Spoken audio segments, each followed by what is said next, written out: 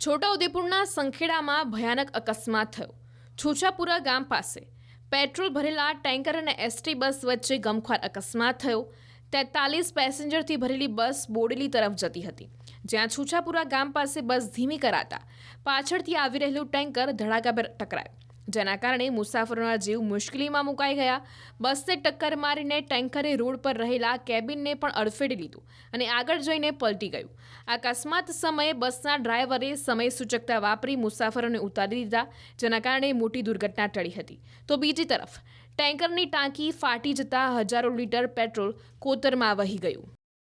અમે લોકો ડભોઈથી બોડેલી આવતા હતા ત્યારે છોછાપુરા આગળ પેસેન્જર ઉતારવા માટે ગાડી એ લોકોએ ધીરી કરી, એટલામાં પાછળથી પેટ્રોલ ડીઝલ ભરેલું ટેન્કર આવીને ઠોકાયું. એટલે એ સાઈડમાં જઈને ઠોકાઈ ગયું અને બધું પેટ્રોલ ડીઝલ લીકેજ થયું. એટલે પેલા કંડક્ટર સાહેબે ગાડી સાઈડમાં ઊભી રખાઈને બધા પેસેન્જરને ઉતારી દીધા અને થોડી બસ પાછળ લઈ લીધી, જેથી કોઈ દુર્ઘટના ના થાય વધારે. આગ બાગ લાગે તો બી કંઈ દુર્ઘટના ના થાય, કોઈને ઈજા ના થાય, એટલા માટે ને સેફલી બધાને બીજી બસમાં મોકલી આપ્યા. એટલે કહી શકાય કે આજે ડ્રાઈવર કંડક્ટરની સમજદારીપૂર્વક એમને કામ કર્યું. અરે બહુ જોરથી અવાજ આવ્યો હતો, બહુ હવે તો ગયા. ગાડી નંબર 3388 ડભોઈથી બોડેલી તરફ જતા હતા ત્યારે છૂછાપુરા સ્ટેન્ડ પર પેસેન્જર લેવા અને ઉતારવા માટે ઊભી હતી. તેવામાં પેટ્રોલ અને ડીઝલ ભરેલું ટેન્કર પૂર ઝડપીથી આવી પાછળના ભાગે અથડાઈ અને સામેની સાઈડમાં પલટી મારી ગઈ.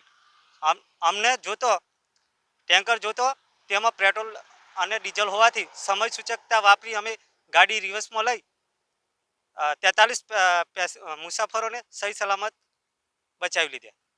પેટ્રોલ સાઈડમાં વેરાઈ ગઈ છે ગટર લાઈન. છોટાઉદેપુર જિલ્લાના સંખેડા તાલુકાના છુછાપુરા ગામ પાસે એસટી બસ અને ડીઝલ અને પેટ્રોલ ભરેલું જે ટેન્કર છે તે બે વચ્ચે અકસ્માત સર્જાયો છે. આપણે જે તસવીર બતાવવા માંગીશું, આ જે ડીઝલ અને પેટ્રોલ ભરેલું જે ટેન્કર હતું તે એસટી બસને પાછળથી ટક્કર મારતા તેઓ ડ્રાઈવર જે છે તેઓ જે બિલકુલ બેકાબુ થઈને જે બાજુમાં જ જે કેબિન આવેલું હતું તે કેબિન ઉપર જ જે પસાર થઈને પલટી ખાઈ ગયું છે. ખાસ કરીને આજે ડીઝલ અને પેટ્રોલ ભરેલું જે ટેન્કર છે તે હાલ તો તેની અંદરથી ડીઝલ પેટ્રોલ વેરાઈ રહ્યું છે.